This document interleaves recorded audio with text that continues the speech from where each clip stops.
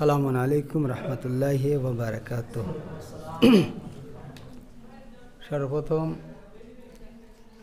মোবারকবাদ জানাই যুগের ইমাম মেহেদী আজ্জালাল্লাহু তাআলা শরীফকে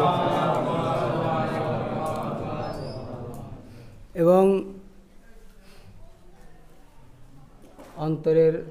অন্তরস্থ থেকে একটি কথা বলি যে আমার একটা সমাজ আমাদের প্রয়োজন ছিল যে ইমামের আলাইহিসসালামের খেদমত করার জন্য, যেটা বাংলা অনেক দিন আগে চেয়েছিল, কিন্তু তাহে দিল থেকে মৌলানা সাহেবকে ধন্যবাদ জানাচ্ছি যে তার নেতৃত্বে আজ 24 পরগনার এমন একটি সুন্দর সংগঠন যা আল হুজ্জাত ইমাম মেহেদী আলাইহিসসালামের নামে তৈরি হয়েছে এবং যেটা মুমিনদের খোরাক হিসেবে দিতে পারবে। এবং যে আয়াত পড়েছি ওর সামান্য বিশ্লেষণ করব, তবে বিষয়টা হচ্ছে এই, ইমাম আলাইহিসসালাম বলেছেন এতিমকে, হাদিস এসছে যার পিতা নেই, কিন্তু সে তো বড় হয়ে যায়,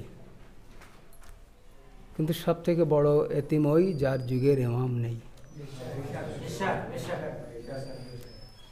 তো কোরআন বলছে ইয়া আইয়ুহাল্লাযিনা আমানু, ওয়া ইমানদারগণ, ওয়া আমানুসবিরু ওয়া সাবিরু, তোমরা দৃঢ় অবস্থায় অবস্থান করো, ওয়াসাবিরু ধৈর্য ধারণ করো, আর রাবিতু সম্পর্ক তৈরি করো, ওয়াত্তাকুল্লাহ যাতে তোমরা পরেজগার হতে পারো, লাআল্লাকুম তুফলিহুন এবং তোমরা সৌভাগ্যবানের ভিতরে অন্তর্ভুক্ত হতে পারো।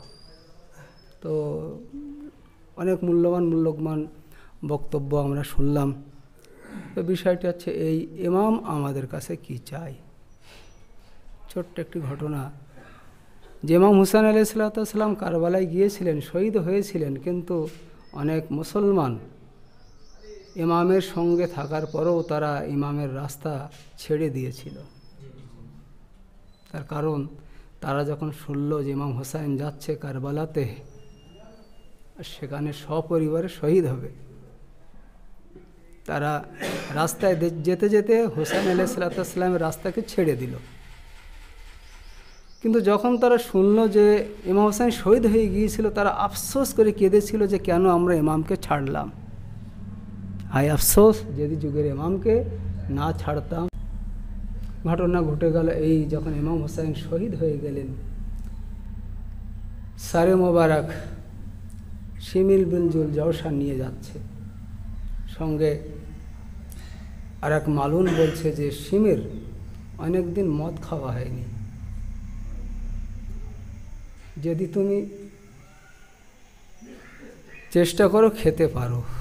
তো যে কীভাবে? তো বলছে দেখো, এই যে মাথার দাম অনেক হবে। তো যেতে যেতে কোথায় গেল, সেই রাহিব যার সন্তান ছিল না, রাহিব দেখার পরে বলছে যে এই সুন্দর মাথা, এ কার মাথা?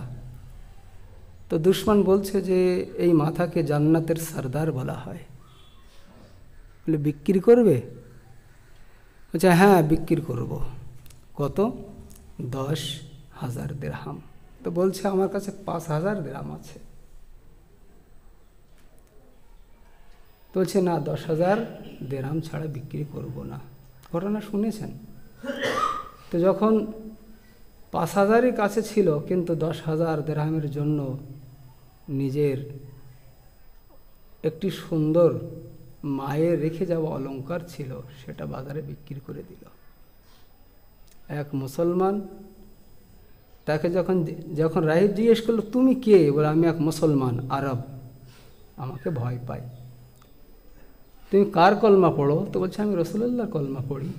তো এক কলমা গোয়া সে হোসাইনের মাতাকে বিক্রি করছে, এই কারণে সে শরাব খাবে। আর এক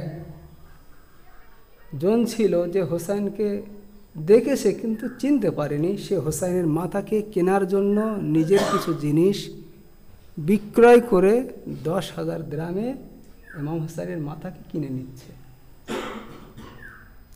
রাত হয়ে গেল। ওই রাহিবের 7টি সন্তান ছিল, যে সন্তানের মধ্যে একটি কন্যা সন্তান ছিল যার নাম ছিল মারিয়াম। মারিয়াম কোনো একটা বিষয় ছিল, জন্দ হয়ে গিয়েছিল, সময় নেই। তো মারিয়াম বারবার বলতো, পিতা তুমি যাকে ভালোবাসো তার কাছে বারবার বলো যে আমার চোখ ফিরিয়ে দেখ। ঠিক ওই সময় যখন রাত হয়ে গেল, হযরত মারিয়াম স্বপ্ন দেখছে যে হযরত ঈসা মসীহ তার বাড়িতে এসছে আর বলছে, মারিয়াম তুমি বারবার তো আমার কাছে কাঁদো, কিন্তু যে মেহমান তোমার বাড়িতে আছে সেই মেহমানের কাছে তুমি যাও, তোমার চোখ ফিরিয়ে দেবে। মারিয়াম একবার দরজা খুলে হোসেন আলাইহিসসালামের যে মাথা ছিল সেই মাথার কাছে পৌঁছে গিয়ে বলল, তুমি কে আমি জানি না, তবে এতটুকু যে আজ আমি তোমার ওসিলায় আমি ঈসা মসীহকে দেখেছি, তুমি আমার চোখ ভালো করে দাও। বাক্স খুলল, ইমাম হোসেন আলাইহিসসালামের চোখ থেকে নূর বার হয়ে, জ্যোতি বার হয়ে ওনার ওই যে মারিয়াম নামক যে কন্যা ছিল ওনার চোখ ভালো হয়ে গেল। চিৎকার করছে, বাবা আমি ভালো হয়ে গেছি, ভালো হয়ে গেছি। তো কে তোকে ভালো করেছে? তো বলছে, ওই বাক্সতে কে আছে আমি জানি না, কিন্তু আমি আজ ঈসা মসীহকে দেখেছি এবং সে বারবার বলছে, কাঁদছে যে তুমি আমাকে কেন বলো, তোমার বাড়িতে যে আছে তাকে একবার বলো তোমার চোখ ফেরত দেবে। তো মুমিনিন, এটা আমাদের জন্য জ্বলন্ত উদাহরণ যে আর এক ইমাম গায়বাতে আছে, যখন জহুর হবে আর জহুর হবার পরেই আমরা মুসলমান হয়ে যদি কারবালার মতো ইমাম হোসেনকে ছেড়ে দেই, তাহলে সত্যি কি আমরা ইমামের মারেফাত হাসিল করতে পারলাম? ইমামের মারেফাত হাসিল করতে পারলাম না। এক মুসলমান হয়ে মাথাকে বিক্রি করছে আর এক ঈসাই হয়ে মাথাকে কিনে নিচ্ছে।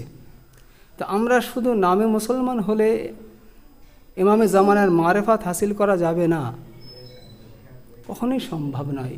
সেখানে দরকার সৌন্দর্য, ইবাদত, ইবাদতের সঙ্গে সঙ্গে দরকার স্বচ্ছতা, নিজের আখলাক চরিত্র সব থেকে ভালো দরকার, প্রয়োজন আছে।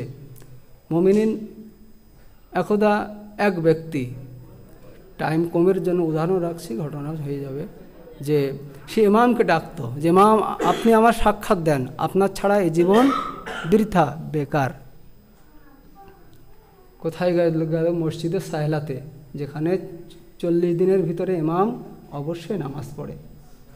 সেখানে ইমামকে পেল না, কিন্তু 40 দিন পরে আওয়াজ আসলো যে অমুক বাজারে যা, যাওয়ার পরে সেখানে গিয়ে দেখ আমার অস্তিত্বকে তুই পাবি। যখন সেখানে গেল, যাওয়ার পরে বুঝতে পারলেন যে একজন বসে আছে, সালাম করলেন। তো ওই দোকানদার বলে, চুপ করো। তো চুপ করে দেখছে, দেখে এক কোমর ঝোঁকা বুড়ি, সে এসে ওই দোকানদারকে বলছে, ভাই আমি একটা তালা নিয়ে এসেছি, এই তালাটা বিক্রি করতে চাই, তো আমার 3 টাকার প্রয়োজন, এটা দিলে আমার হয়ে যাবে। বলছে, না এর দাম 4 টাকা। তো যে বলছেন কেমনভাবে? আমি সারা বাজার 3 টাকা চাইলাম, তারা আমাকে 2 টাকা দিল, এ কেমনভাবে সম্ভব? বলছে, দেখেন যেহেতু আপনি একজন শিয়া, একজন মমিন, একজন মোমেনা, আমি একজন মুসলমান, একজন ইমামের চাহনেওয়ালা, তাই আমি কাউকে ঠকাতে পারি না। আমি একজন ব্যবসায়ী, 1 টাকা চাবি তৈরি করতে লাগবে এবং 5 টাকা এই তালার দাম হবে, আমি 1 টাকা লাভ করে 6 টাকায় বিক্রি করব। তো ইমাম আলাইহিসসালাম এই ঘটনাকে তার সামনে দেখে বললেন যে দেখো, আমার জন্য খুব ইবাদত বান্দেগি করার প্রয়োজন নেই, এমনভাবে সৎ তৈরি হও, তোমাকে খুঁজতে হবে না, আমি তোমাকে খুঁজে সাক্ষাৎ করে নেব, আমি তোমাকে সাক্ষাৎ করে নেব যদি এমন সৎ তোমরা হও। তো বিষয়টা চাই যে ইমাম আলাইহিসসালাম আওয়াজ দিয়েছিলেন যে আমি আজ মজলুম, ইমাম হুসাইন, কিন্তু আলী আসগার দোলনা থেকে ফেলে দিয়ে বলেছিলেন, বাবা আমি আছি। ও ইমামে জামান আলাইহিসসালাম বলছেন যে আমি খুব অসহায়, কে আছো তোমাদের ভিতরে আমাকে সাহায্য করবে? আমি একা পড়ে গেছি, আমার সঙ্গে থাকো। এবং আমরা কেমনভাবে ইমামের সঙ্গে আছি, কিভাবে ইমামের সঙ্গে থাকছি, কেমনভাবে থাকা প্রয়োজন। যদি আমরা সৎ না হই তাহলে ইমাম আলাইহিসসালাম তার চোখের অশ্রু ঝরিয়ে আমাদের জন্য দোয়া করে। ইমাম আলাইহিসসালাম অপেক্ষা করছেন। ইমাম আলাইহিসসালাম বলছেন যে আমি চাই তোমাদের সাক্ষাৎ পাই, কিন্তু তোমরা চাও না যে তোমরা আমার সাক্ষাৎ করো। কেন এ কথা বললেন কাঁদতে কাঁদতে?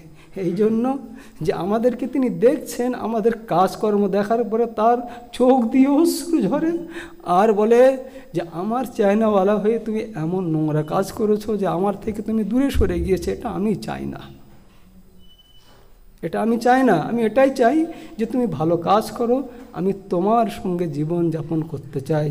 এক সন্তান থেকে যখন তার পিতা আলাদা হয়ে যায় কত কষ্ট পায়, কত কষ্ট পায়, সে কাঁদে, অবশ্যই সে কাঁদে। কিন্তু ওর থেকে বেহতরিন করিম ইবনে করিম ইমামে জামান আলাইহিসসালাম যে আমাদের জন্য কাঁদে আর বলে যে তোমরা আমার সাক্ষাতের জন্য প্রস্তুত হও, তৈরি হও, আমি তোমাদের জন্য তৈরি। তোমাদের অপকর্মের জন্য আমি তোমাদের সঙ্গে থাকতে পারছি না। কত কষ্ট। বদনাম কার হয়? অন্যায় সন্তান করে, বদনাম পিতার হয়। আমরা খারাপ কাজ করি, বদনাম ইমামে জামান আলাইহিসসালামের হয়। ব্যাস কয়েকটি কথা। এই ইমাম আলাইহিসসালাম বলছেন যে আমি ক্ষুধার্ত আছি, আমি ভুকা থাকি, কেন তোমরা আমার জন্য খাবার দাও না? অনেক মারাফাতের কথা আছে এর ভিতরে। যে ইবলিসের এক্সিমেশন বলে একটি বই আছে, সেই বইয়ের ভিতরে ইবলিস বলছে যে আমার প্রতিদিনের খাবার অনেক সুন্দর সুন্দর আসে, কিন্তু যে ইমাম আলাইহিসসালাম যার মারেফাত বিনা আল্লাহ সন্তুষ্টি হয় না, সেই ইমাম বলছেন আমি ক্ষুধার্তই আছি, তোমরা আমার খাবার দাও। কিসের জন্য বলছেন? অর্থাৎ ইমাম আলাইহিসসালাম কোন কথা তুলে ধরলেন? আমরা যে অন্যায় কাজগুলো করি, অন্যায় রাস্তায় যে খরচগুলো করি, এগুলি ইবলিসের খাবার হিসেবে পৌঁছায়। কিন্তু একবার আমরা বুকে হাত দিয়ে দেখেছি যে ইমাম আলাইহিসসালামের জন্য কত পয়সা আমরা খরচ করছি। যে ইমাম কী খাচ্ছে, ইমাম কী খাচ্ছেন? আমাদের এই পয়সাগুলো, যে পয়সাগুলো আজকে রায়ে খোদাতে খরচ হচ্ছে, সেগুলো ইমামের খোরাক হিসেবে পৌঁছাচ্ছে। হিসেব করেছি যে আমরা তো ইমাম করছি, কিন্তু ইমাম আলাইহিসসালামের খাবার জন্য আমরা কি তৈরি করেছি? ইমাম বলছেন যে আমার বস্ত্রটা নরম হয়ে গিয়েছে, তোমরা আমার জন্য কাপড় পাঠাও। আমার মা, আমার বাবা যদি আমার সামনে বিবস্ত্র থাকে ভালো লাগবে দেখতে, আর তাকে যদি সুন্দর বস্ত্র দেই সে সুখ পাবে না? আমাদের জন্য দোয়া করবে না? অবশ্যই দোয়া করবে।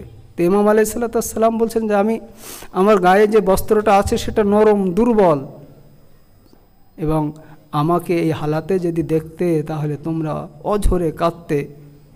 তাহলে আজ ইমামের বস্ত্র কোনগুলো?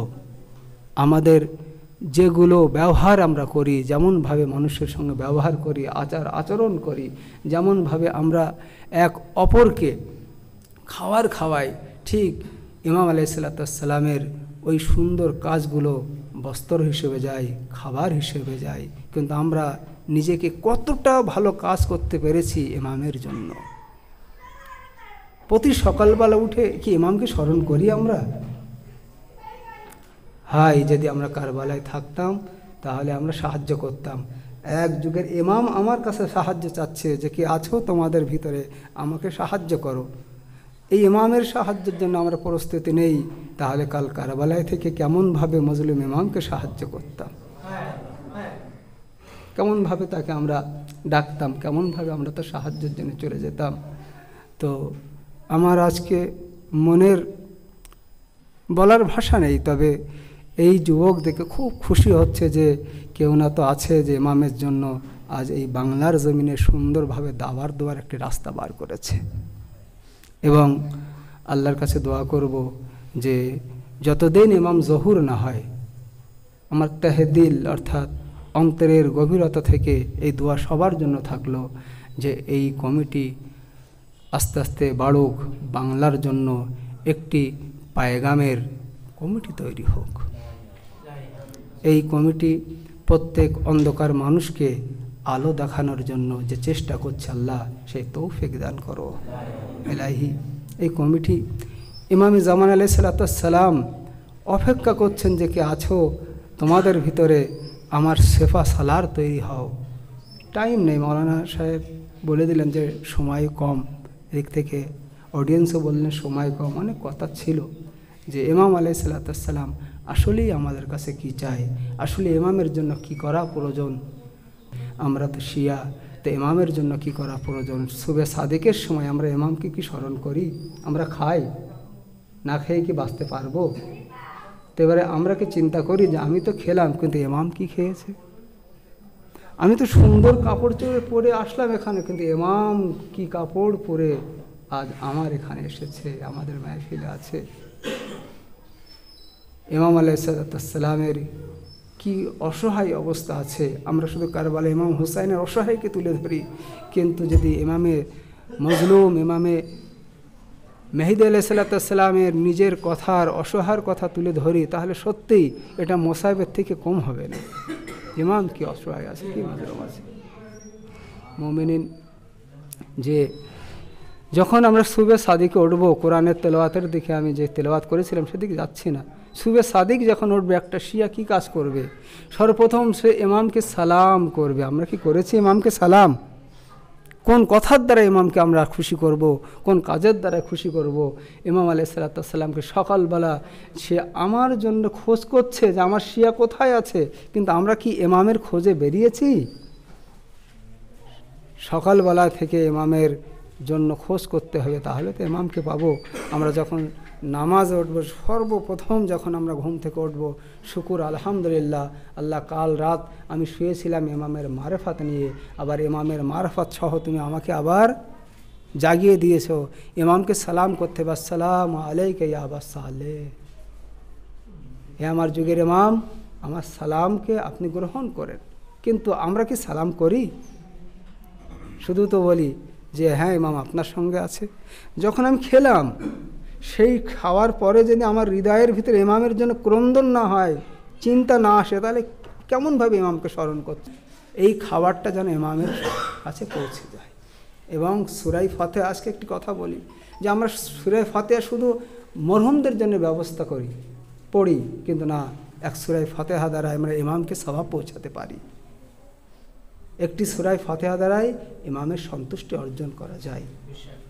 তো সর্বদাই ইমামকে স্মরণ করা, সর্বদাই হার কালে প্রত্যেক সময়ে যখন আমরা গাড়ি চালাচ্ছি এবং যখন আমরা কথা বলছি, যখন আমরা নামাজ পড়ছি, সর্বদাই ইমামকে স্মরণ করতে হবে। ইমাম আলাইহিসসালাম শেষ কথাটি ইমাম আলাইহিসসালাম বলছেন যে আমি তোমার জন্য খুব ক্রন্দন করি, খুব কান্নাকাটি করি। কখন? যখন আমি তোমাদেরকে স্মরণ করি কিন্তু তোমরা আমাকে ভুলে যাও।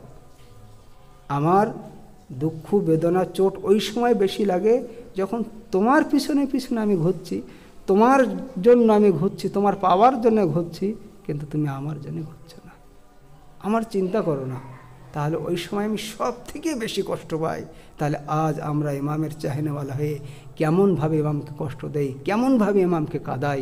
এটা কি শোভনীয় যে এক সন্তান তার মাতা পিতা দ্বারাই বড় হয়েছে এবং বড় হওয়ার পরে তার পিতা মাতা তার কর্মের জন্য কাঁদবে? তাহলে কখনোই সেই সন্তান সুসন্তান নয়। তো এটা আজকে আমার জন্য বা আপনাদের সবার জন্য একটি মেসেজ যে আমরা প্রত্যেক দিন সকালবেলা উঠে ইমামকে সালাম করব।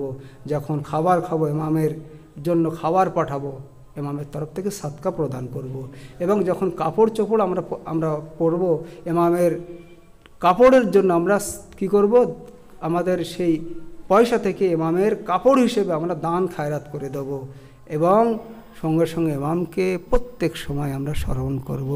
আখির দাওয়ানা আনিল হামদ।